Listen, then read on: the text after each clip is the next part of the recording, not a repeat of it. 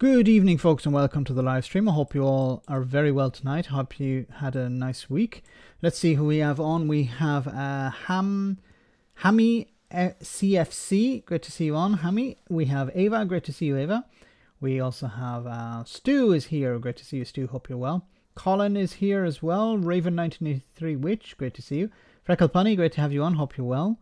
We have Boomer Age. Great to see you. Tiny Demolition Lover. Hey, Max. Hey, Tiny Demolition Lover. Hope you're well up there in Scotland. Freddie B is here. Great to see you, Freddie. Killer, thank you so much for moderating. Great to see you too. Norflinger is here. Great to have you on. Stu, I said hello already. Artibus, great to see you. Who else have we got? Duke is on. We have Richard Turner. Great to see you, Ralph. Young Ralph. Great to see you. John O'Sullivan. Shirley Savory. Great to see you. Lots of new people, I think. Angelo is here. We have 91 Seeds. Great to see you once again. Magic is on. Great to see you, Magic. Hope you're well. Bumbling Boris Buffoon. Great to see you once again on the stream. We have... I got a welcome from a Tiny Demolition Lover. Thanks for that. Great to see you on the stream as well. Sync your Discord with YouTube, would you? We have Akismad. Great to see you, Akismad. Hope you're well up there in Scotland too. We also have Mad Monk. Alistair. Great to see you, Alistair. Hope you're fine. Wolf Pet. Chatty Rat. David McGuinness. Great to see you, David. Hope you're well tonight. Check out Indie Truck Davies' channel on YouTube. And so many more. I want to say thank you to everyone who came on tonight. We have a super chat from Dr. Johan. Thank you so much, Dr. Johan. Very kind of you. Fist bump. Sorry I haven't been able to talk to you as much as I wanted on Discord. It's been a crazy week for me offline. But I won't bore you all with the details. So I hope you all had a very good week. And this today has been absolutely insane. You know, sometimes it's a really quiet week. Well, generally it's not that quiet when it's, when it comes to Brexit and things like that. But this last few days have been completely insane. You had this Matt Hancock story with, what's her name? Isabel Oakeshott, her releasing information that, that she wrote a book with him. I don't know why he decided to write a book with her or use her as a ghostwriter or whatever. She's just not a very nice person. But then Matt Hancock isn't a very nice person either, it seems. And then we have the WhatsApp stuff, and then we have Boris Johnson. Sue Gray returning. Sue Gray, because she's joining Labour probably as a chief of staff. This has to be signed off, or this could be stopped by Rishi Sunak. So it's all insane, and it's all arriving at the one time, and it's difficult for for commentators like myself to decide what to respond to. So at least with the live stream, we can try and respond to everything or as much as possible. But it's just getting more and more insane. So I just want to start off with this summary of some of the things that have happened today. It says here, according to The Guardian, Keir Starmer has defended his controversial decision to offer Sue Gray a role as his next chief of staff, calling the senior civil servant a really strong professional. I don't know why he chose her, considering how controversial she has been. She isn't really controversial, but it's going to. A lot of Tory supporters, or at least Boris Johnson supporters, believe that she was the one who brought him down. But when it came to the pandemic, you have all these crazy people as well who were very angry with Sue Gray, especially Boris Johnson supporters. So I don't know why Keir Starmer thought it'd be a good idea to appoint her as chief of staff. It wouldn't have been better somebody who's already a member of the Labour Party, or somebody who's senior in the Labour Party. Just felt really strange. I don't know what she brings to the table, but I think the baggage could be a problem for him. Anyway, Neil Cole has been suspended from the House of Commons for 5 days and has made a public apology in Parliament after breaching its harassment policy with incidents of drunken abuse and racist comments. 5 days. You know, how's that any different? How's that any different to a slap on the wrist? Random Scottish History, great to see you on the stream tonight. Hope you're well. Hope you're feeling better.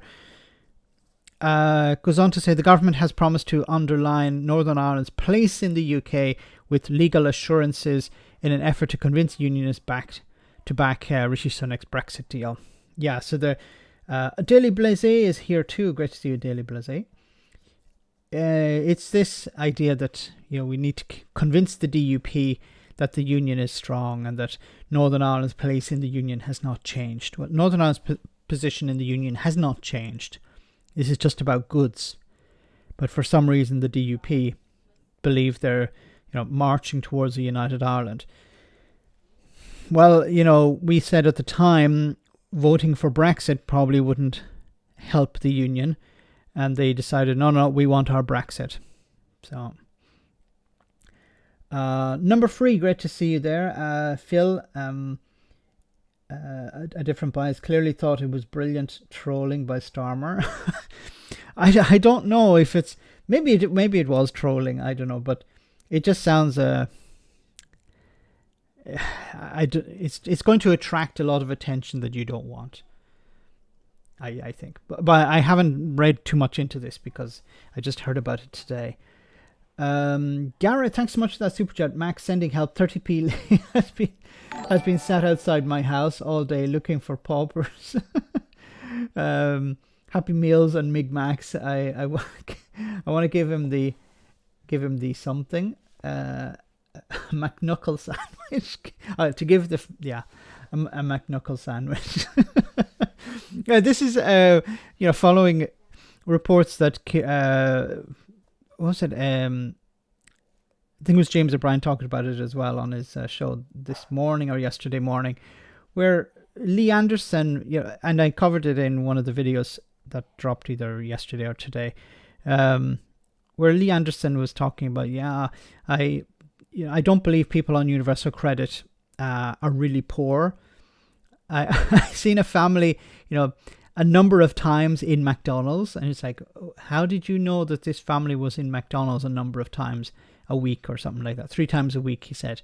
So he sits in McDonald's checking who comes in and out. Once again, he's there to, I think Lee Anderson's purpose is to try and present the Tory working class. He's presented as some sort of Tory working class bloke. Because he speaks like, what the Tories want people to think the working class is. And he ticks off a few boxes. Oh, he used to be, he's from a deprived area. He's working class. He talks like he's working class.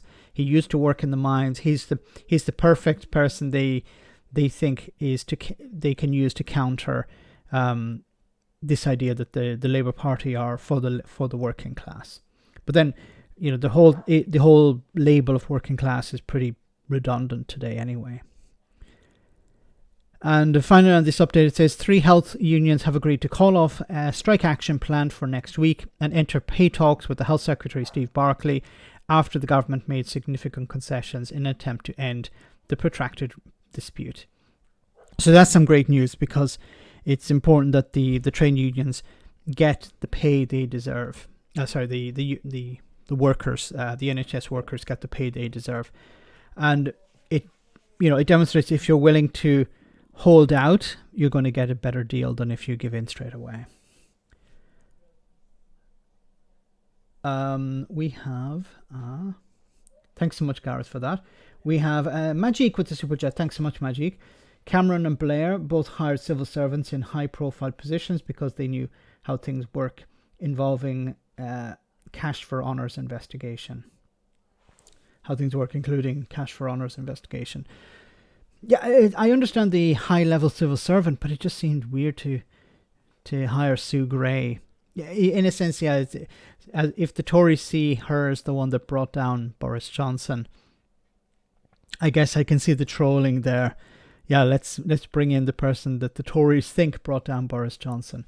But the thing is, her appointment could be stopped by Rishi Sunak. But does Rishi Sunak want to defend his old boss? Probably not. So I think it could be a case of, yeah, Rishi Sunak, yeah, whatever, I don't care. She can be the chief of staff for the Labour Party. But I just hope she's not going to attract attention from the media and they're going to focus more on her than actual Labour policies. That's my only fear. And the headbangers, that they're going to be blaming her as well. Alistair, thank you so much for those gifts to people on the stream. Thank you so much for doing that. Very kind of you. Greatly appreciated. Gareth McDonald, thanks so much for that super chat. Sorry, Alistair, thanks for that. Gareth, thank you so much. Hey, I'm Lee Fro and Anderson. Worked out the pizza 30p. Oh my god. What's that? You need A up. No, A up is a different part of the country. QA says, I got a letter about my benefits. The benefits I'm on, getting a 12% rise, but food inflation is near 25%. And last week, a lot of the prices went up 25 again. Lots of stuff have gone up 3 times this year. It's like there's a complete disconnect between the support people are getting on benefits and the and inflation. Like last year when they're talking about inflation at 10%, food inflation was at 16%. And the cheapest items in the supermarkets have gone up much faster than the more expensive items. I don't know, like how many more things can people cut out of their life to save money to make ends meet? There needs to be.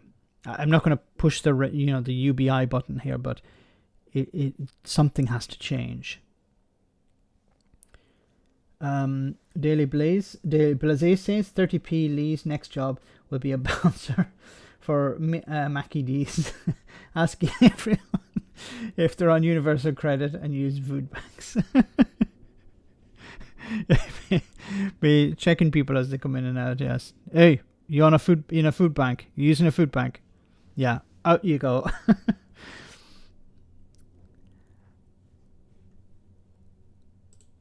Anyway, moving on. Sticking with this story with Boris Johnson. Johnson declines to criticise his supporters, who are now saying Sue Gray's report discredited. So the new narrative is that, Sue Gray's report has been discredited because she joined the Labour Party, which doesn't make any sense whatsoever, but it does within the mindsets of people who support Boris Johnson. Nico, thank you so much for that super chat. Sue Gray can take every job she wants. She could take Sunak's. She could take Sunak. Do about that. What could Sunak do about that? Yeah. Well, I think it requires, when it comes to Labour Party chief of staff, it needs to be signed off by some committee, parliamentary committee, I think it is. So they have to, and as far as I know, the Prime Minister has to sign off on it as well. But I don't think he's going to block it. There's no advantage to him, for him in blocking it, so it will go through. And it will probably upset Boris Johnson, so Rishi Sunak will definitely let it go through. Thanks for that super chat. Here are the key lines from Boris Johnson's TV interview. Johnson suggested that in the light of the fact that she has now taken a job with Labour, Sue Gray was the wrong person to conduct the Partygate report. When it was put to him that he was now questioning the impartiality of a civil servant, he replied, "As I say, people will make up their own minds about this. And I think that if you told me at the time I commissioned Sue Gray to do the inquiry, if you had told me all the stuff that I know now, I think I might have cross-examined her more closely about her independence, and I might have thought about whether she was sorry. I might have invited her to reflect whether she was really the right person to do it. He declined to criticize his supporters, who are now saying that the Sue Gray report is discredited. This idea that, she... At the time, it wasn't just Boris Johnson who was saying that she's independent. It was every frigging Tory MP. Sue Gray is independent, Sue Gray is independent, Sue Gray is independent. Like, she was chosen over, what's his name? Simon something, I forget what his surname is. Simon Case. Because he was corrupt. He was at the parties as well. That was the problem. So it was better to choose somebody who hasn't been at the parties, like Sue Gray. But they continually repeated how she's independent, to try and distance whatever she was going to say. Because there was a belief that she was going to just exonerate Boris Johnson. So if she exonerated him and people believed that she was independent, then he could get away with it. But it turned out she didn't really exonerate him. She basically said, there's nothing I can do about it. So he did. There was, I don't even remember the report, because what was it, over a year ago? But it didn't exonerate Johnson. It basically said that there were rules that should have been followed, or they weren't followed. But there was nothing, she didn't have a verdict. Like, there wasn't this is what should happen. She couldn't give advice on what would happen after this. It was just a report as in what happened. It was up to the police, or it was up to the Prime Minister to decide what would happen to the Prime Minister. Gareth, once again, thanks so much for that super chat. Maybe 30p Lee could buy the DUP happy meal. No, a sad meal. The DUP are never happy. I see what you're doing there. Make them happy for a change. Oh my god, the DUP are in a bit of a fix at the moment over... I'm going off topic a bit, but the DUP are definitely in a fix at the moment, because the more extreme elements in the party want to reject this deal. Some people want to accept it because they know that, look, if we don't get back into government, what's going to happen? There's going to be joint authority. So you're going to have the Irish government and the British government working together, and you're going to have direct rule from Westminster, and they're going to push through policies that we don't like. Things like rights for women and stuff like that, or telling people that dinosaurs really existed. Teaching children dinosaurs really existed, or that the earth is round, or something like that. Things that the DUP don't like. So that's one of the reasons they probably want to get back into the executive. But 30p could buy them a happy meal. Oh, that'd be somebody needs to do an image of that, a meme. We have Richard Turner. Good to see you, Richard Turner. Discredit all you like. Police still issue fines. Yes, the Tories can say whatever they want. The police inquiry was separate from Sue Gray's report. One came after the other, but the police inquiry, they found people guilty and they issued fines. Exactly. You can talk about Sue Gray until you're blue in the face, but it doesn't change the fact. It doesn't change the reality on the ground. What exactly happened? Brad, great to see you on the stream. Thanks for that super chat. Funny how all the grifters accusing Sue Gray's hiring as biased are silent on Simon Case's text joking about quarantine hotel occupants. Yeah, this is the thing, is there's been so many things coming in today, and I haven't been able to follow everything today. I was away earlier in the day, but it's I heard about Simon Case talking about dirty people in hotels or something like that, or the terrible accommodation, joking about it. This is the sort of people that, I see someone like Simon Case as not that different from Dominic Cummings. Horrible individuals. They're not just appearing to be horrible in order to win votes or win support, but they are deep down horrible individuals, disgusting individuals. I've always had contempt for Boris Johnson. When I first heard that story about him burning, was it a £50 note or a £20 note? I think it was a £50 note, in order to get into the Bullington Club. That was one of the requirements, to burn a £50 note in front of a homeless person. That was the rite of passage to get into that club. What does that tell you about Boris Johnson? An honest person, or a rebel. If he wanted to appear as some sort of rebel or a hard man, wouldn't you say, no, I'm not going to do that? I don't need your frigging club. No, but he wants to be the center of attention, so of course he did something like that. It's disgusting, but after hearing something like that, how could people vote for him? Although maybe some people say it didn't happen, but I don't think it's ever been denied. Thanks, Brad. Magic, once again, thanks so much, Magic. I like how Bozo admitted it's not independent because he appointed her to the investigation. The police found him guilty of the offence. Yeah, how it's not independent. Admits it's not independent because now it's no longer independent because he appointed her. Okay. But the police found him guilty. Is it the police are not independent either? Okay.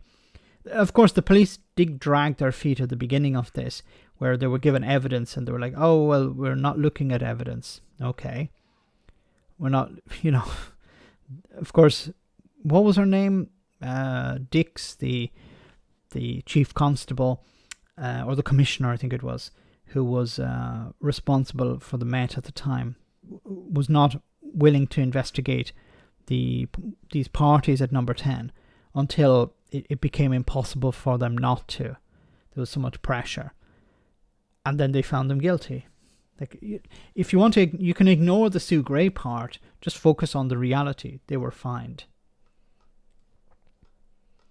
Even Rishi Sunak was fined, but I don't know if it was related to parties. And Johnson, of course, he's declined to criticise his supporters, who are now saying that the Sue Gray report is discredited. At 2:31 p.m. for examples of what the Johnsonites are saying about the report. Asked about their comments, Johnson declined to say that he agreed with them. It's like Trump, and instead tried to change the subject. When pressed on it and asked if he would tell them that they were wrong to say the report is discredited, he dodged the question again before saying people will draw their own conclusions. Because he doesn't want to piss off his supporters, because he might need them again in the future. FSM is the dog, thanks so much for that super chat. Because so many centrists scream, but Corbyn. In regards to Sue Gray, no, I'm not sure what you mean.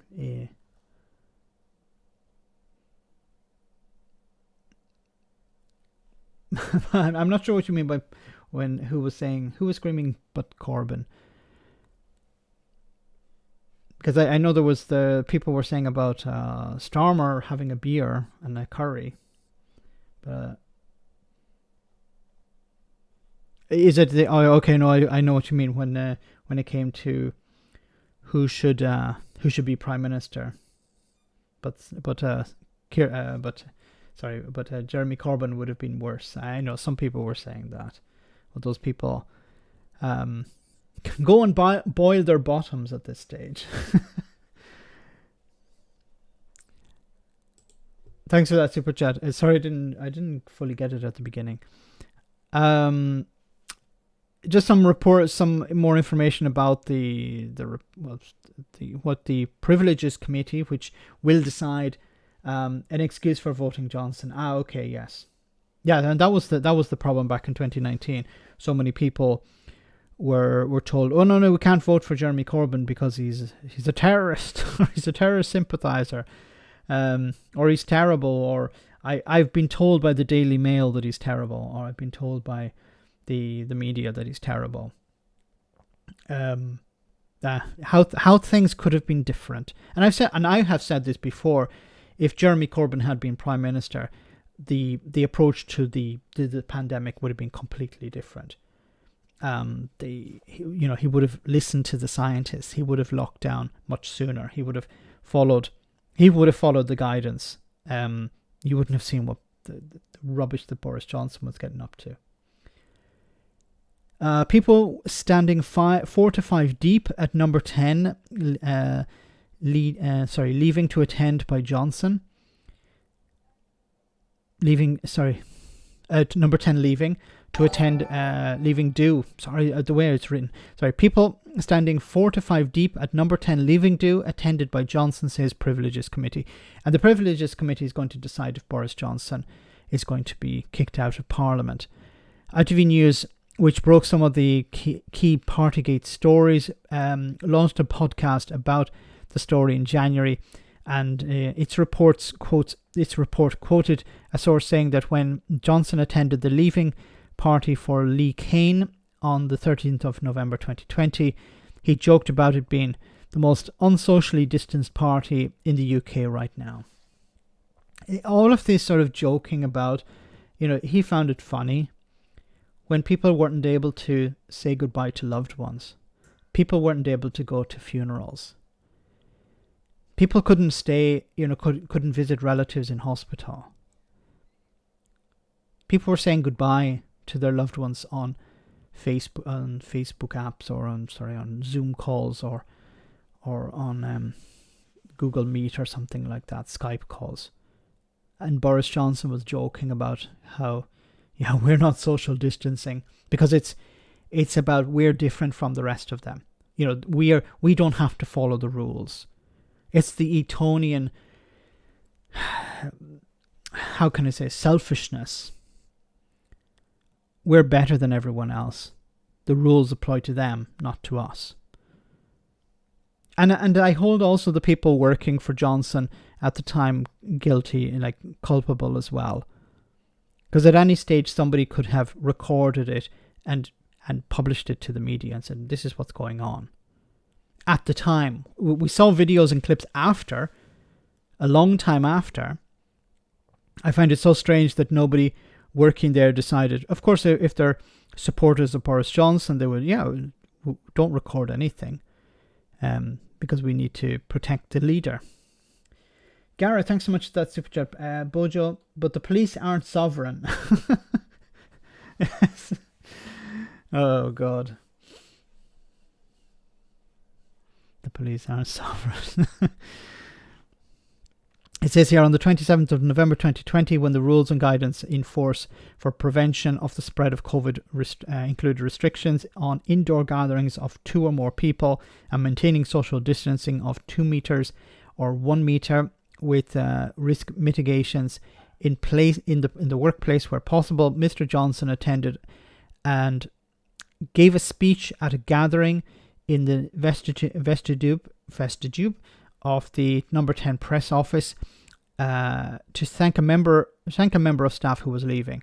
We received evidence that there was no social distancing and people were standing 4 to 5 deep.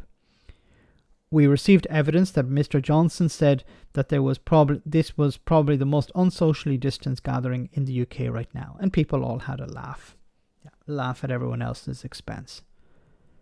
And even after things like that, people continued to support him. People still support him today. He did nothing wrong. He did his best. It was just a piece of cake. There were a number of events, as everybody knows, but I believed implicitly that these events were within the rules. Nor did anybody tell me before or afterwards anything to the contrary. And just imagine. Sorry, can I just speak? When you say before or after, the report has got WhatsApps in it from your Director of Communications saying things like, I'm struggling to see how this was within the rules, that this blows another hole in your account. And he's talking about an event in the Cabinet Room in June of 2020, where actually, we were so confident that it was totally above board that the one that I was five. like when you're this is all just bullshit, okay? He just didn't care. The people involved didn't care. Because what they would have done instead would have asked somebody, do you think it's okay to have an event like this? They would say no. The chief medical officer, he could have asked him, look, can you give us some guidance on what we should do in the office in number 10? He didn't do that because he doesn't care. He never cared about other people. He cared only about himself. He wanted to have some fun. Just close the doors, pull the blinds, nobody will know, and we'll be okay. Time flies, doesn't it, Max? Wow, you're 1 month access. Yay. Congratulations. Thanks for your support, Alistair. And thanks for inviting so many other people on as well. Thanks for that. Back to Boris Johnson, he doesn't care. So he'll come up with that old sort of, oh, I didn't know, or we thought we were following the rules, or we thought this, or we thought that. He could have easily asked anyone within his team, medical team, the experts, and said, look, is it okay if we do something like that? A quick call, a call on the phone. Look, we're thinking of having an event after. Do you think? And they would say, no, you cannot do that. And a reasonable person would say, oh, I'm sorry, I'm not going to do that. Boris Johnson, he wouldn't even call. He'd just do it, as we've seen. Continue to apologise for. And I never thought that was against the rules. And nobody told me before or afterwards that it was against the rules. I was very, very surprised. Surprised, yeah. Completely surprised that I broke rules that I made. This is the whole problem here. I want to show you this report from Sky News. I actually have the whole committee report here. I don't have the statement from Boris Johnson yet, but here we have it. It's more than 20 pages. It contains WhatsApps, it contains photographs, and it contains some of the initial judgments that a committee of MPs chaired by Harriet Harman are making as they try to come to their conclusions about this critical question of whether Boris Johnson lied to Parliament when he defended himself over allegations that there were parties in number 10. Now, you'll remember that in the end, Sue Gray, currently in the news because she's joined the Labour Party, did a report that suggested that there were parties inside number 10 at critical points during the pandemic. And of course, the police issued 126 different fixed penalty notices to people that work inside Downing Street and across government. And so there is... Richard, thanks so much for that super chat. The clue is the word event. How thick is he? Yeah, it's always about either somebody else's fault or I didn't know. And then he apologized for, what did he actually apologize for? Because he made some sort of apology in the House of Commons, and then he went into the tea room and said, look, and took it back, basically said, look, what was I apologizing? I did nothing wrong. So the apology was not a real apology. But of course, if Boris Johnson is apologizing, it's never true. Prima facie evidence that some kind of event that broke COVID guidance was going on. Now, what this document is, this document that's just been released in the last 10 minutes, what this document does is it tells both Boris Johnson and MPs and the world, really, the evidence that's been effectively collected by the committee in the last few weeks, last few months, to try and discern whether or not Boris Johnson lied. And it's been a huge exercise. Members of the committee have been inside number 10.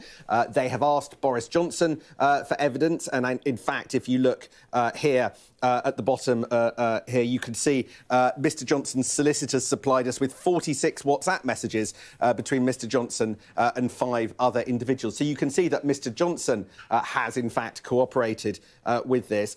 And so what they're doing is putting... So what's going to happen? Boris Johnson may be kicked out of Parliament. I think that's the worst that could happen to him. But he's probably going to lose his seat at the next election anyway. Now, if he runs again in Uxbridge, he'll probably lose his seat. So he's not really losing anything here. And what is he going to do instead? He's going to continue making lots of money delivering speeches. Gareth, thanks so much for that super chat once again. Thanks, thanks for coming on, and thanks for another super chat. But how could I have known it was against the rules? He cried. I only made them, legislated for them, sought parliamentary approval for them, and instructed the public to follow them. For fuck's sake. Yes. Does it work on anyone, this idea that I didn't know? It's like, in my house, I make a rule, I write it on a whiteboard or I write it on a blackboard or something, and then I don't follow the rule, and somebody asks me, hey, why didn't you follow the rule? It's like, I didn't know. I just made it, I just wrote it, I just explained it to everyone, but I didn't know it was a rule. I didn't know I wasn't following it. It's treating the public as fools, like mugs. But he does it because he gets away with it. He knows that if he treats the public like fools, he'll get away with it because he's always done that and he's always gotten away with it. Kevin, thanks so much for that super chat. Hey Max, saw you. Hey Max, you saw the clip maker ARM snubbed the UK for the US stock exchange in their IOP. Yeah, I saw that. I saw something about that today, where ARM was supposed to go public on the London Stock Exchange, but it went to the US Stock Exchange instead. So it's gone to Wall Street instead. That's a big hit, because I think Rishi Sunak has come out and said that he's sorry to hear that. This was a future massive money maker for the United Kingdom. ARM processors are in most mobile devices, or I think they are anyway. They were some years ago. And instead what's happening is, and we're seeing it more and more when it comes to new technologies being developed in the United Kingdom, they get developed. The prototype or the intellectual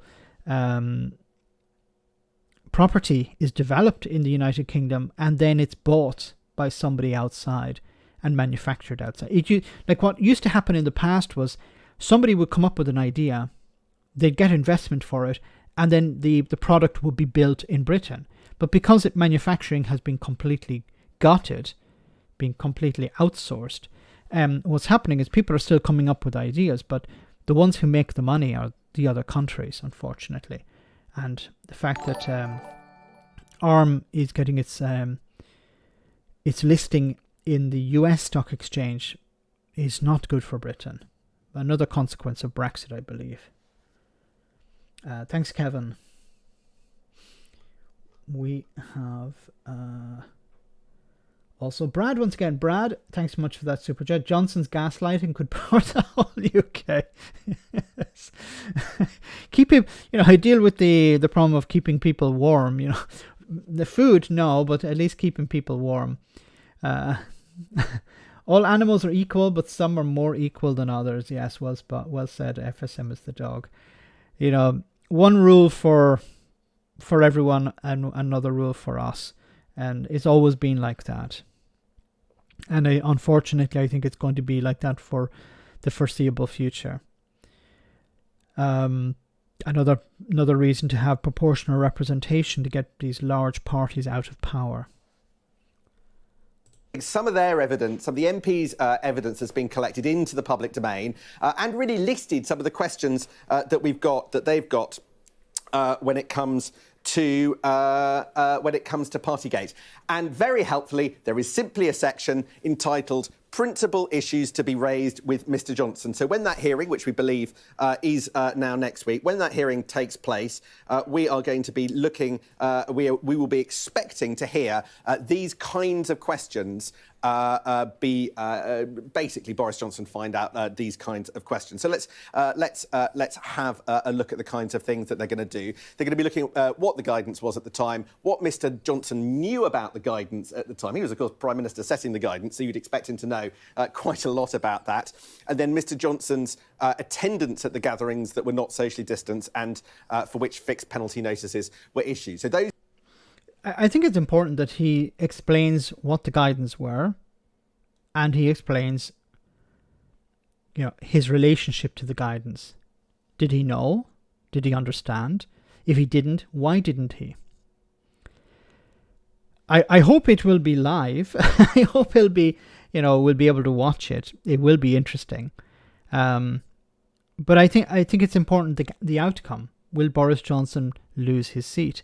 Because I believe it will be in contempt of Parliament. He will have lied to Parliament, so he'll be suspended from Parliament. I hope it's not going to be like suspended for a day. I hope he's permanently suspended. I don't know actually what the punishment will be, but he'll be in contempt of Parliament. Some of these WhatsApps, this is a different story. This is with Matt Hancock, where he called Steve Barclay a wanker. Try to be all clever about spending control. And then Matt Hancock responding to comments about remember the Eat Out to Help Out. This is a special advisor from the Department of Health. Says, sorry, I'm in the middle of dinner. Can I call you back at 8 o'clock? Dinner? Isn't that illegal? Not anymore, thanks to Rishi. He hasn't launched another Eat Out to Help Out to help the virus get about, has he? My God.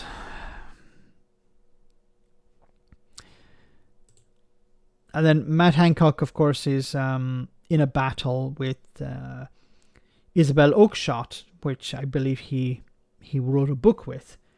And then she has broken a non-disclosure agreement, it seems, and told people stuff that was contained within the book, or contained communications that Matt Hancock did not want made public.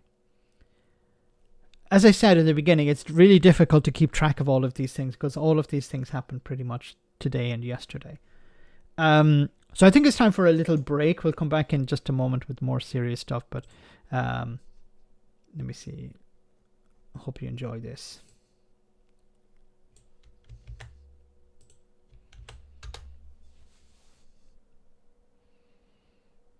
Colin is in Portsmouth. Hello, Colin. Here's a countdown conundrum for you, Oh, Carol right, okay. Alderman. Yep. O-K-E-W-R-I-A-O-T.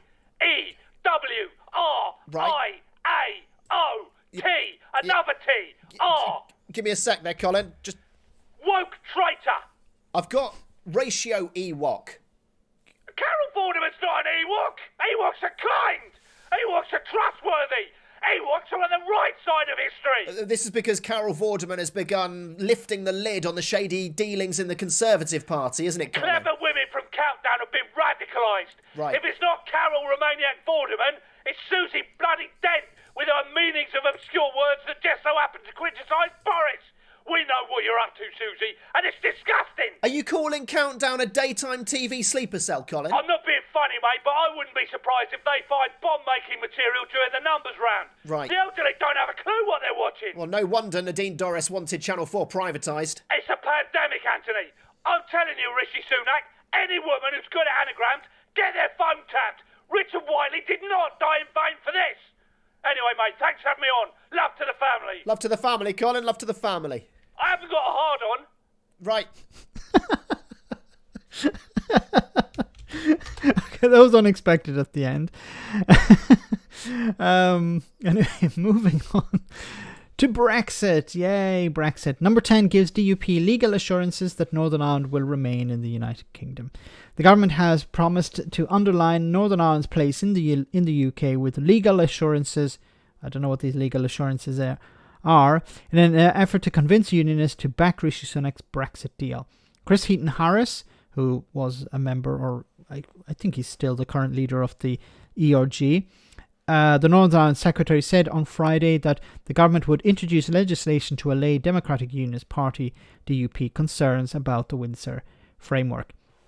Look, I don't want to rant about this because I could rant for an hour about this, but the DUP don't care about the protocol. Okay, this was about not going into government with Sinn Féin.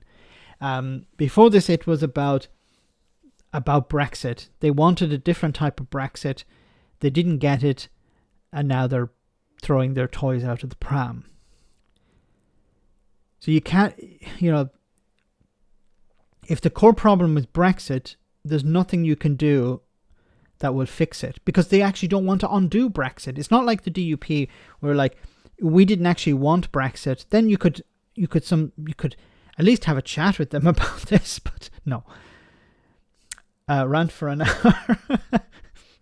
Especially when it comes to the DUP. Northern Ireland's place in the UK is secure, he told the BBC. So we'll be looking to bring forward amendments to the Northern Ireland Act of 1998 to provide further assurance on that matter. What is he talking about? Reassurances in law that Northern Ireland remains an integral part of the United Kingdom and its government, and it's the government saying that in primary legislation, which is what people are asking for. Who's asking for? The DUP aren't asking for legislation. They're asking for the protocol to be removed. Ipse dexitit, as the person making the assertions without any evidence. Thanks, Sudent. Thanks for that magic. Johnson probably thinks the phrase, "It is better to ask for forgiveness than ask for permission," is for every situation. Yes. I think you're onto something there, Freddie B. I honestly think he does. He doesn't actually ask for forgiveness after. That's the problem. He doesn't ask for permission either. He just does. Unless it's Brexit, he doesn't get Brexit done. That's the only thing he didn't get done. He got everything else done, but not Brexit. The offer was an attempt to quell mounting pressure on Sir Geoffrey Donaldson, the DUP leader, who to reject the revised Brexit deal for Northern Ireland that was announced on Monday. Donaldson has said the party would take its time, possibly weeks, to study the deal before giving a verdict. However, some high-profile DUP figures and hardline unionists outside the party have already signalled opposition, saying the deal eroded Northern Ireland's place in the Union. Cavan lad, by all means, rant away, Max. Maybe I should just do a live stream where I rant for an hour and a half. Thanks for that. See, the problem for the DUP now is that if they don't accept this deal now and leave it, to fester, it's going to create more division. Because, the old saying, strike while the iron is hot.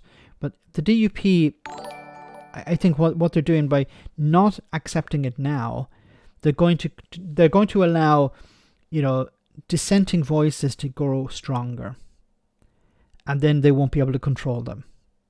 And there's a real risk for them that more and more people will say, look, we can't go along with this. We can't go along with this. And they'll end up losing support to the likes of the TUV, because the TUV, Traditional Unionist Voice, they have nothing to lose. They don't have to go into government. They'll be in opposition. So he is one guy. There's no advantage for the TUV, but there's no disadvantage either. So because it's a one-man show. Jim Allister. The big problem is for the DUP, because if they go along with this, if they say, okay, yeah, we'll accept it, they've undermined their negotiating position. That they've given up, they've surrendered in a sense, and that's not a nice word for the DUP to use. But if they don't accept this, then what do they do then? It'll be direct rule. Or joint, how can you say, joint administration. It'd be the UK and the Irish governments working together. So in that scenario, the DUP lose out. But in the case of going into government with Sinn Féin, they'll have lost a sort of, they'll lose face. But I think in the medium term, it's better for them, because once they get back into government, there'll be a hullabaloo for a bit, and then things will die down, and then they can, rebuild their reputation if they have a reputation left. So I think it would actually benefit the DUP in the long term by getting back into government, getting the executive up and running. But they're not a clever party. Really, I think they are really stupid. Because they make really bad decisions. Probably the stupidest party in all of Europe. And there are some pretty stupid parties in Europe. There's the monster raving loony party, but they're not as loony as the DUP. The DUP make really, really bad political decisions. Like they campaigned for Brexit, not knowing the consequences. They voted for it, and they still support it.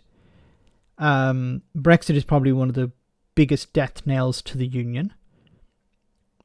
They had the Northern Ireland Protocol. The longer the Northern Ireland Protocol remains in place, the more investment will be attracted to Northern Ireland. And that's a selling point against a united Ireland. Now, I don't think it's the be-all and end-all to stop a united Ireland, but it's definitely a selling point against a united Ireland. Because if Ireland becomes united, the Northern Ireland Protocol no longer exists, and businesses in Northern Ireland are cut off, in a sense, from Great Britain. So businesses who trade a lot with Great Britain are benefiting at the moment. Take away the Northern Ireland Protocol, and they're cut off. So that's something businesses in Northern Ireland would be able to sell to unionists. Then unionist business leaders should be trumpeting this from the rooftops, but they're not. This is once again how the DUP are really short-sighted, or just stupid. Cahill, thanks so much for that super chat. Has Sunak offered magic pins for DUP support? Not yet. He's still looking for some. You think somebody like Rishi Sunak, has access to those sort of resources. He could buy them himself, but it doesn't seem to be the case yet. I'll put a yet in there. The legislation to amend the 1998 Northern Ireland Act. Max, we need a UBI live stream. Yes, just do a live stream on UBI. I'm seriously considering that. Actually, it'd be great to get a guy. And I've been saying before, I need to get somebody on who's an expert on UBI. Ranting is my job, Max. Yes, and you do a very good job of it, David. Make sure to check out Davy's Indie Truck Davy's channel. Gareth, once again, thanks so much for that super chat. Legal assurances, meaning a pat on the head, written legislation, and a 6-county stone, for your information, can all be undone in a limited and specific way. Yes. Oh, well said. It goes on to say, Heaton Harris said the groundbreaking agreement was very good for Northern Ireland and would not be renegotiated. This is a deal that we have done with the EU, and this is what is on the table. He said the Stormont break would let Northern Ireland politicians, under certain circumstances, block EU laws, would be codified in the coming days. And I covered a little bit on this, and it should go into more detail about the Stormont break. Yes, technically it allows the UK to have a veto, but the conditions to get to that veto are really, really strict, and it's practically not impossible, but it's difficult for the DUP to be able to pull the brake. And we still don't know who will decide whether the criteria that the DUP come up with is actually sufficient to pull the brake. I think it'll be the UK government, probably the Secretary of State. So you'll have the DUP coming up with, we found this reason to pull the brake, and the Secretary of State will say, nope, come back again in a week with something new. That's probably how it's going to work. But the real kicker is the DUP can only pull the brake when the executive is up and running. So the DUP need to get back into government with Sinn Féin before they can start talking about pulling the brake. I think it's a clever tool to give them, and I think they should be talking more about it. The potential lifeline to Donaldson in eliciting a rebuke from Colin Harvey, a Queen's University Belfast law professor who advocates a united Ireland. He warned the government is not unilaterally he warned the government not to unilaterally alter the constitutional fundamentals of the Good Friday Agreement. Collins said the British government unilaterally messing around with the constitutional fundamentals of the Good Friday Agreement on a 25th anniversary, not a good look. Unionist opposition to Sunak's deal has gathered steam. 2 DUP MPs, Ian Paisley and Sammy Wilson, have expressed reservations. The traditional Unionist Voice Party and prominent loyalists, including Jamie Bryson, have denounced it. Jamie Bryson is an interesting figure. I had actually reached out to him, and he was willing to come on to do an interview with me. This was back last year, and I actually considered him maybe too extreme. And then I've seen him appear on the BBC a number of times, so that was interesting. He wants a border in the Irish Sea, so that's, let's call a spade there. Allegedly. The prospect of a max DUP excites me more than an orange man with a new butter. You're setting the bar very low, Gareth. Thanks for that. It's just about the DUP. It just really grinds my gears. It's just they're so stupid, and the hubris. It's a mix of hubris and hate that drive the DUP. Hate of the EU, hate of Ireland, and that blinds them from seeing anything else. The Northern Ireland Protocol, a great tool they could be using to promote the union. They don't, because they're too stupid. Why they went for Brexit in the first place? Did they not have two neurons to rub together and realize, it wasn't a guarantee. Nothing is guaranteed, but it wasn't a guarantee that there would be a border. That there would have to be a border. But when it became clear that the UK was probably going to leave the single market, you had the Brexiteers saying, we need to get out of the single market, we need to get out of the EU. A border had to go somewhere. And the DUP were too short-sighted to understand that the border would likely go in the Irish Sea. Because had they never even thought about the British government, did not realise the British government would choose the reputation of Britain over keeping a few unionists happy. I'd love to speak to somebody from the DUP. They probably wouldn't like to speak to me, but I'd love just to try and get into their mind, try and understand what was going through your mind when you supported Brexit. What's going through your mind now when you think about the protocol? Alistair, once again, thanks so much for those invites to people. Thank you so much. It's very kind. 5 more memberships for a UBI live stream, Max. Oh, then I have to do it. I have to do a live stream on UBI.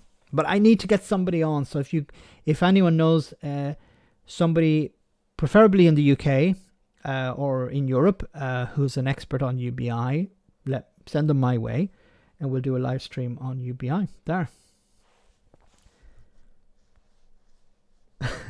I won't do a DUP on you. Roisin, thank you so much for that super chat. What happens if the break is triggered while the British government is in a confidence and supply arrangement with the DUP as it was with May? That would be very embarrassing. That'd be very difficult. I don't think we're going to be in a situation like that, but it is a possibility. Yeah, so what would happen is a few members of the DUP would say, we want to pull the brake. The Secretary of State would say, no, the criteria hasn't been met. Then the DUP say, well, we're going to pull our support out of government. And then the government would say, okay. But then I think the problem also is later on with the break where the joint committee is brought together. So yes, I think, and this could go on for months. So, you're pointing to a possible problem. I don't think it's likely at this stage. I think the days that the DUP are propping up a government are gone. I hope they're not coming back. But yeah, there is a real concern there. There is a concern, that something like that could happen.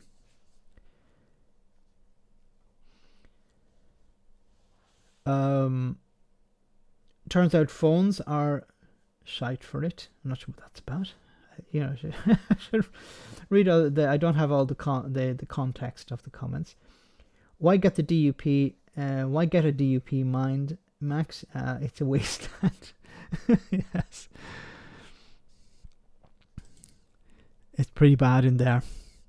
Okay, moving on. Maybe to another rant.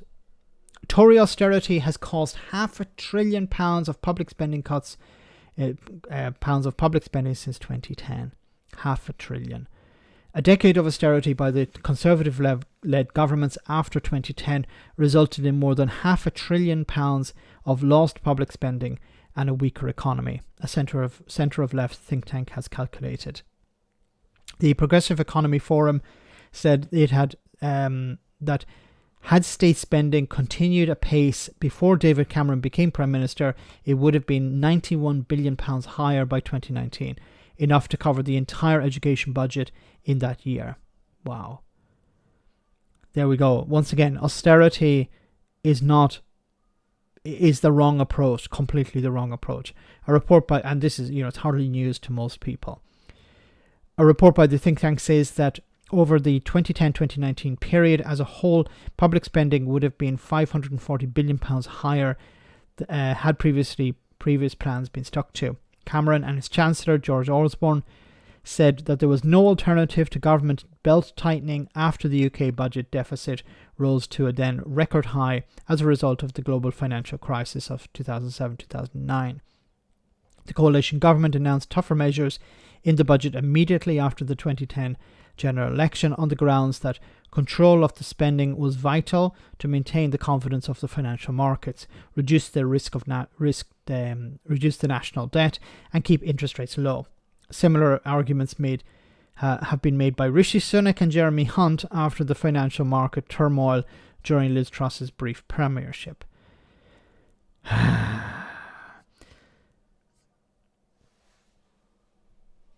Oh, did I miss somebody's super chat? I just saw it popped. Damn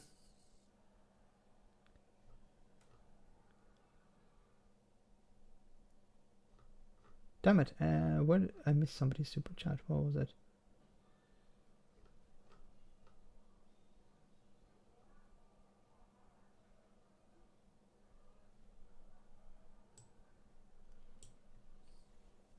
Can one of the moderators tell me what super chat I missed? I don't see it. Apologies.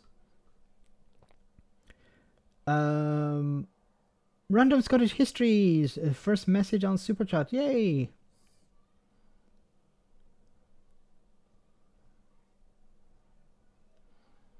I think YouTube is messing about today or something. I'm not sure what happened. The Nightbot got me. Sorry about that.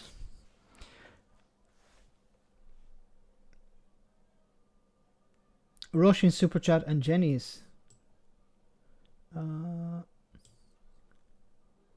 I think I responded to Roshin's about the break, and I don't see Jenny's actually. It must have been before. Oh, I can't see any further up. Killer, can you do me a favor? Can you write what the super chat was in the chat, and then I'll try and read it out.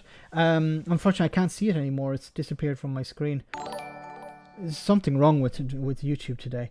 Gareth, thanks so much for that. The DUP and their ilk, aka the Orange Men, opposed everything in 1801. They opposed Ireland becoming part of the United Kingdom in 1998. They opposed the Good Friday Agreement and so on. They're the party of no, yes, the party who just say no to everything. I'm sorry, Roshin, and I've got a super cat. Yeah, Jenny, just type it again in the normal chat, and I'll read it out. I'm keeping an eye on it now, and Roshin too. I'm sorry, I didn't see your previous chat, so just write it in the normal chat. There's no need to send another super chat.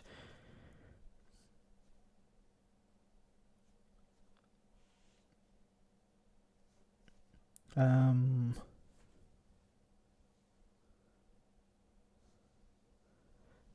boo. I'm using caps. You scared me.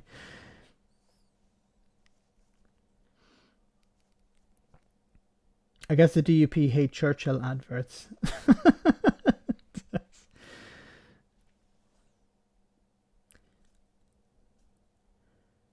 Pure exceptionalism for the Tories. When has it ever been different with those FUDs? Ah, yes, I see that now. And it's about we don't need to care about anyone else. But I also think this was a policy. Thanks for that, Random Scottish History. Sorry I didn't see it before. But it's a type of exceptionalism. Yes, it's about we are the ones who will decide. We don't have to care about anyone else, and we don't need to listen to you. And it's but we can see here that now it's been Rishi Sunak and Jeremy Hunt, I was almost about to say something else there, are looking to revitalize austerity. Oh look, somebody has made a mess. We don't say who it was.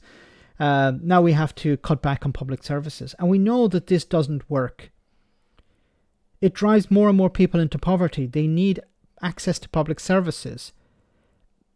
Money invested by the state has a return of about 3 times. For every pound spent by the state in investing in some infrastructure, new trains, new technology, something, the return is about 3 times. That's why it's so important that government invests. Government have the ability to invest huge amounts of cash. And instead what's happening is they want to cut back on public services.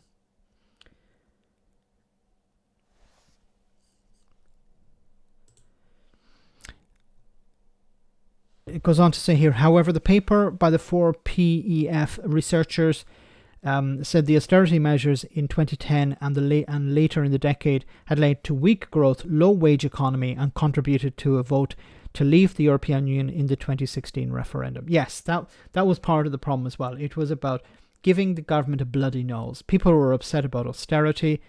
Many people thought, the government want us to vote to stay in the EU. Well, I'm going to vote the other way. And unfortunately, the rest is history. So the opposite should be happening now. It should be pumping money into the economy, not taking money out. Remember that every pound invested in the creative arts generates 2. Life before the Tories, eh? Yes, well said, Wales. Using figures from the Independent Office for Budget Responsibility, the paper demonstrates that governments from 2010 onward could have maintained real term growth in public spending at a 3% level inherited from the previous Labour government, and by accompanying spending increases with matching tax rises, still have reduced Britain's government debt burden by 2019. With the Conservatives and Labour wed to fiscal prudence, the think tank said there was a need to assess the economics of austerity. I really hope that the Labour Party aren't, and unfortunately it sounds like the Labour Party are going down the same road as the Tories. We can't raise taxes, we have to cut public spending, we have to be fiscally conservative in a sense, and this is the wrong approach. It's been demonstrated as the wrong approach. There's unfortunately this idea that people have in their minds that governments are a bit like households. So when times are tough, what you do is you cut back. And governments are not households. Governments can create money. They can borrow money in the way that households can't borrow money. They can, pretty much produce money out of nothing. They can sell assets that families can't do. So there are ways that the government can raise finance, and they have to, because that's what they're there to do. I said before, what's the point in having a government if they don't look after the health, the education, the well-being of their citizens, what's the point? What's the point in having a government that don't invest in healthcare? What's the point in having a government that don't invest in infrastructure or education?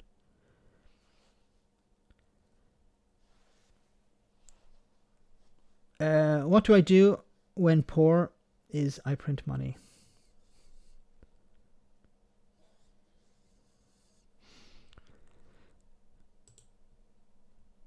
Related to this is, of course, a consequence of, not direct, well, you could say a direct consequence of asthma.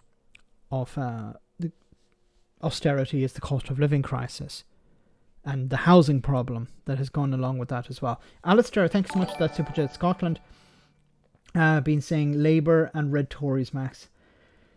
And there was I think there was a ruling today, a council in somewhere in Scotland. I don't remember where it was, but some council in Scotland where the Labour Party and the Tories worked together to undermine the SNP. And when you look at Westminster, you think the two parties are at polar opposites, or they present themselves as polar opposites. The Tories on the right and the Labour Party on the left. But in Scotland, and the Scots know this, there's not much of a difference between the two when it comes to defeating the SNP. Because you would imagine that the Labour Party would be aligned with the SNP. Okay, they don't have to agree on the constitutional issues, but they should agree on most policies. It's not really the case. You never had that before, so I think that's to do with the damp and the mould in the property. If I do drink again, it's going to kill me. And I'm not ready. We need to solve the public health problems of coastal towns if we're to solve the public health problems of the nation as a whole.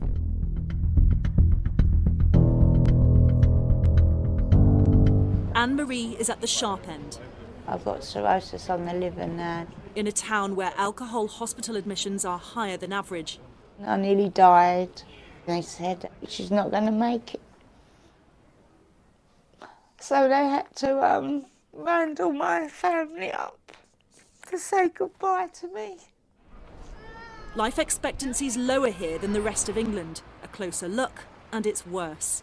Perhaps the starkest example of health inequality is this. If you're a man born here in central St Leonard's in the town, your life expectancy is more than 11 years lower than if you were born less than 30 minutes away, inland, in Crowborough North East, for example. If you're a woman, it's more than 8 years lower. This is insane. Why? And this follows on from the story before, austerity. Cutting of public services. Oh, God. Poor housing has also been linked to poor health, particularly rentals, with Hastings' rental sector twice the average. Up here is a leak that has now formed mushrooms. When I saw this, I couldn't believe it. There are mushrooms growing in this woman's house because of the damp. Mushrooms. It's gone beyond mould. Frigging mushrooms. There's obviously damp you can see and all the black mould coming through, the wood's rotting away. My mattress has grown black mould. There we go. And that's all. And there's a huge problem with mould as well, is that the spores get everywhere. So you can have furniture that's infested with mould, you can have clothes, you can have other walls, it goes everywhere, unfortunately. Ready for you. Rosie and her 7-year-old daughter Ella rent privately, but now have to sleep in the lounge. Now she's got asthma. You never had that before, so I think that's to do with the damp and the mould in the property. How does that make you feel? Rubbish. So yeah, it's not great. And she could run down the beach and everything before without coughing. Now she struggles to run around without wanting that asthma pump. Nice to meet you. In an exclusive interview, the chief medical officer who's leading the way on coastal health inequality says without meaningful action, it will worsen. There are people who move to the coast with health problems from elsewhere. So in a sense, they are taking the health problems of the nation and concentrating them in particular areas. And we should therefore try and concentrate some of our efforts in those places. What didn't work in the past? Because obviously money has been put into these places, but to no tangible effect. Generally, what's happened is each individual coastal town has been seen as an individual problem, and of course in one sense they are. Hastings is different to Blackpool, is different to Skegness, for example, but all of them are probably more similar to one another than they are to their nearest significant inland town. And what I think we need to now do is see them as a group and create a solution for them at a national level. A lot of what's happening here in Sorry, I just saw Pump's comment. I have mushrooms growing in my conservatory. I've been painting them red and selling them as tomatoes. What the? Okay, please don't do that. Oh my God. In Hastings is happening in part across the rest of the country. But the difference here is that some aspects are much worse. Self-harm, addiction, smoking, teenage pregnancy, and couple that with, in general, an older population in the town, that's a huge burden on health services here.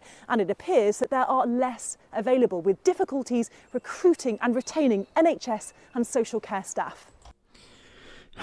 So there we have once again, you have this austerity being imposed upon the country, cuts to public services, making it more difficult for the public services to hire the staff they need. And then, of course, we have the Brexit element where, a lot of workers have left, and the pandemic, which has caused a lot of workers not to return.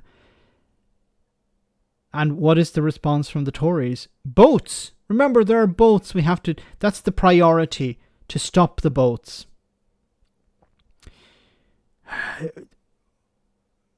I don't know how Hastings votes in parliamentary elections. I haven't checked, but I really hope that if they do vote Tory, they will turn around and say, no, we need to stop voting for these people. And the idea that Rishi Sunak is talking about more austerity. Oh, look, our party has not our party. Somebody who will remain nameless has messed things up economically. Now we have to make the poor and the poorest in society suffer the consequences of that. Tory policy called the weak. Yeah. I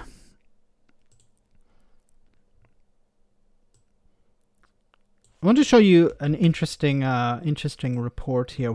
Staying with the issue of housing, landlords accused of making up stories to drive to change UK tax rules.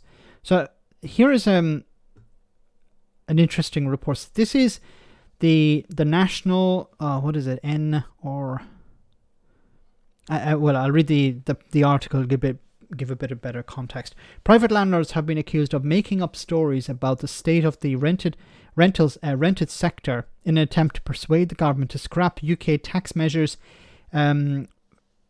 forecast to cost them close to £1 billion a year.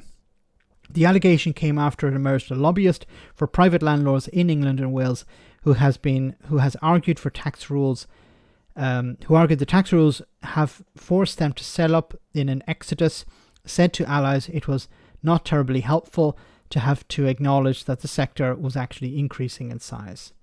So this guy is basically saying, he was speaking to government saying, if you introduce this tax, it's going to drive more private landlords out of the market.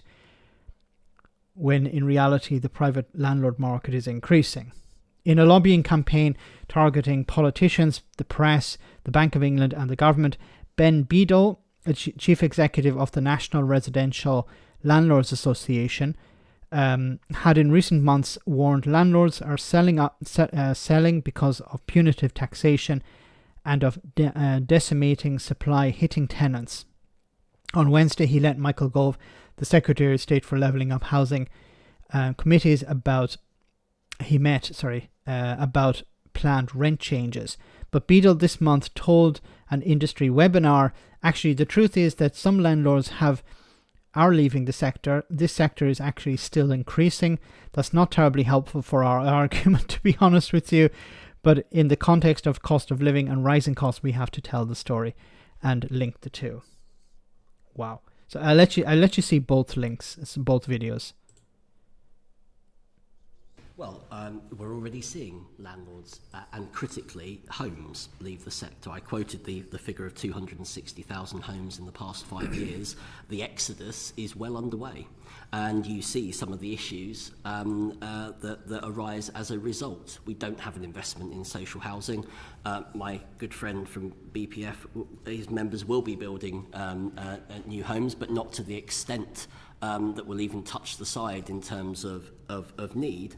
And so, you know, if we want to turn generation rent into generation buy, we need a vibrant private rented sector. So will these reforms cause the exodus of landlords in the sector? They will if they're not got right. Government have taxed the pants off of individual landlords. It's more attractive to rent your property on Airbnb to a stag party than it is for a long-term sustainable tenancy. I mean, Jesus, you couldn't make this stuff up.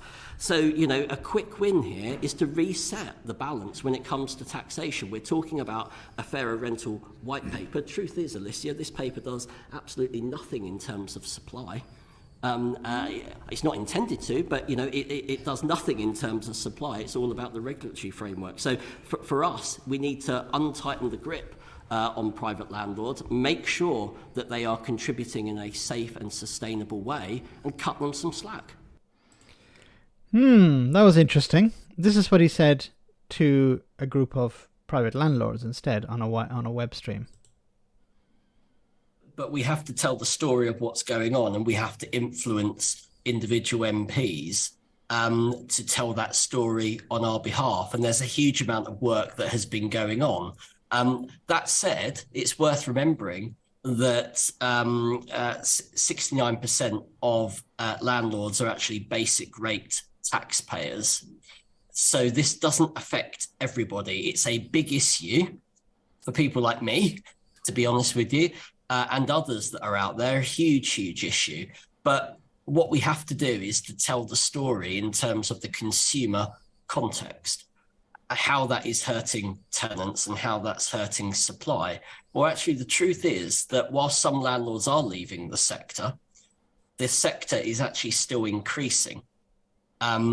That's not terribly helpful to our argument, to be honest with you.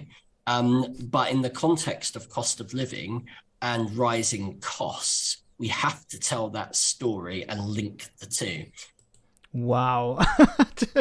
we have to lie to people.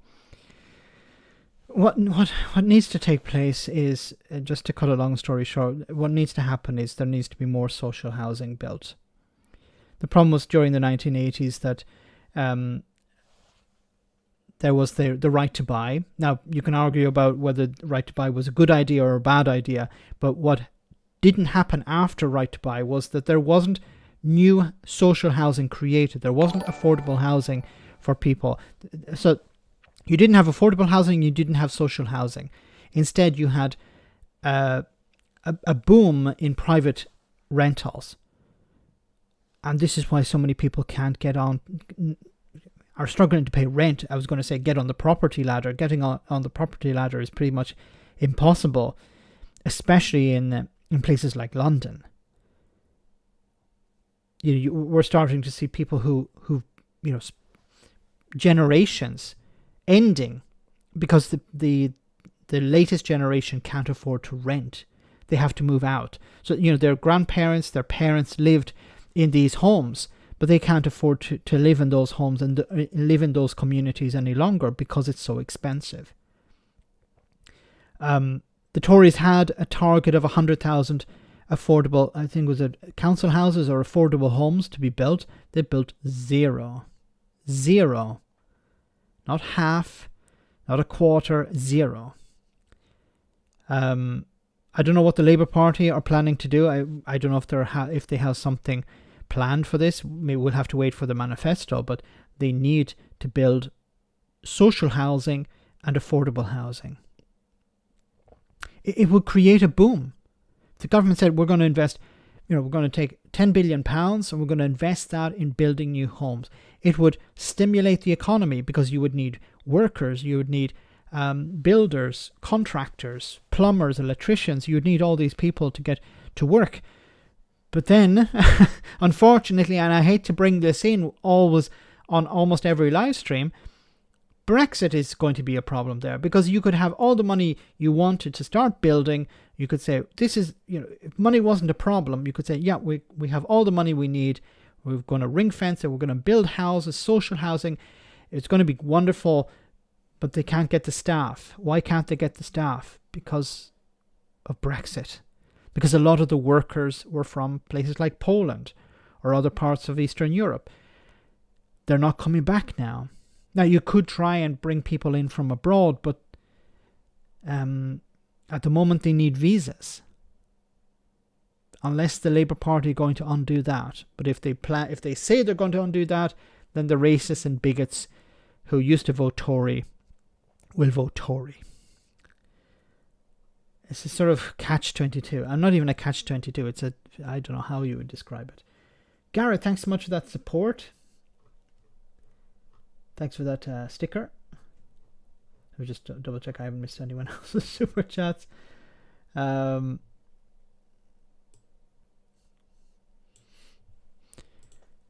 Reagan Elite is off to bed, and it's almost the end of the stream. So guys, well, I finished a little bit early before, but I'll finish on time tonight. Alistair, thanks so much for that super chat. Scottish Government build more social housing. The Scottish Government are doing it with a very limited budget. So if the Scottish Government can do it, why can't the UK government do it? It's not about money. It's a political choice. Because if the Scottish Government can do it with the amount of limited resources they have, and this is once again an argument for Scottish independence, but if they can do it with a very limited budget, why can't the UK government do it? It's not about money. It's a political decision not to do this. There are too many vested interests. A lot of people are making a lot of money, and they don't want the situation to change. Yes, on a locked budget. So guys, we're almost at the end of the stream. I want to say thank you so much to everyone who came on. Thank you to the moderators for doing a great job. Thanks to the people who smashed the like button. And a special thanks to everyone who sent a super chat. Greatly appreciated.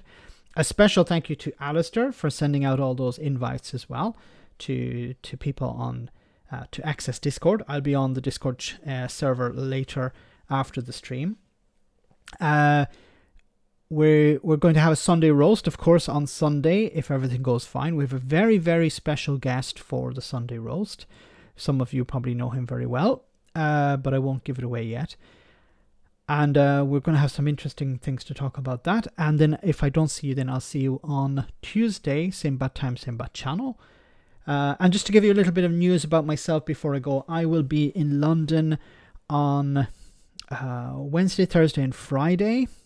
On Thursday, there's a special event from YouTube. They've invited people, YouTubers, people from Channel 4. Number 10, somebody from Number 10 I think is going to be there. TLDR, if you're probably, some of you probably follow TLDR YouTube channel, so there's somebody from that on giving a speech. I don't know if it's going to be broadcast. I don't know that much about it. I just know I've been invited. And Political X is going to be there too, so we'll probably do a bit of filming around. We're hoping to interview some people. So I know some of you might be in London. If you are, I'll try and meet with you. I'll only be there really for a day and a half in total because I'm leaving on the Friday, but I'll try and meet up with people if possible. Anyway, enough about me. Let's finish this show. Enjoy. Morning. Nice day, isn't it? No.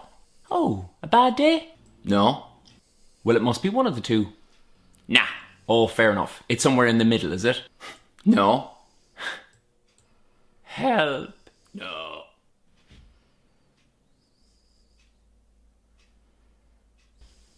Is that my jacket? No. Mad. I have a jacket just like it. Nah. I think I know my jackets. You have the exact same jacket as me, do you? No. Come here, man. I'm actually starting to lose my mind there. You'd never... No. No? You working today? No. Off? No. So you're supposed to be working, but you're just not going in, is it? Listen, man. I've tried my best with you, okay? You are wrecking everyone's head. Final offer now. If you want to stay here, cut the crap so that we can finally all get on with our lives, or otherwise, with respect, get out. Okay? So, are you going to cut the crap? Yes or no?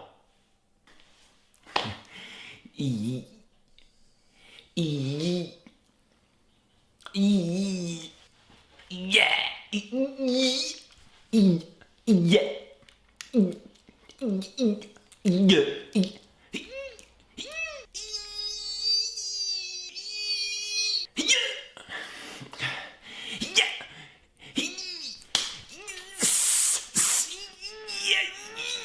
No, no, no, no, no, never, never. That's the DUP. So, guys, have a great weekend. I'll see you on Sunday Roast. And if I don't see you then, I'll see you at the next live stream. Same bad time, same bad channel on Tuesday. Take care. Have a good night. Good night.